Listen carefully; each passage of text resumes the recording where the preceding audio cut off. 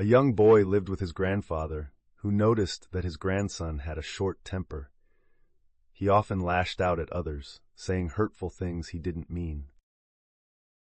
One day, after the boy had an angry outburst, the grandfather decided to teach him an important lesson. The grandfather handed him a small bag of nails and a hammer. "Every time you lose your temper, I want you to hammer a nail into the wooden fence in our backyard," he instructed. The boy didn't understand at first, but agreed. On the first day, the boy drove 37 nails into the fence, one for every time he had lost his temper. His arm was sore and his hands ached, but he kept hammering every time his anger got the best of him. Over the following weeks, the boy started to notice something. Controlling his anger was much easier than hammering those nails. The number of nails he hammered into the fence slowly decreased. He began to pause and think before reacting, finding ways to stay calm instead of lashing out. Finally, after some time, the boy realized he had gone an entire day without losing his temper. Excited, he ran to his grandfather and shared the good news.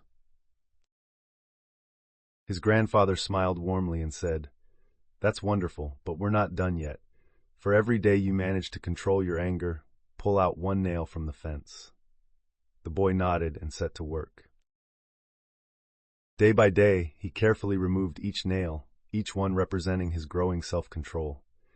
It took months, but eventually the boy pulled out the final nail. He was proud of himself and ran to show his grandfather the now nail-free fence. The grandfather took the boy's hand and led him closer to the fence. "You've done well, my boy, but look at the fence. The nails are gone, but the holes remain. This fence will never look the same again. The same thing happens when you lose your temper. The hurtful words and actions you use in anger leave scars on others, just like these holes. Even when you apologize, the damage can remain. That's why it's so important to think before you act and choose kindness over anger."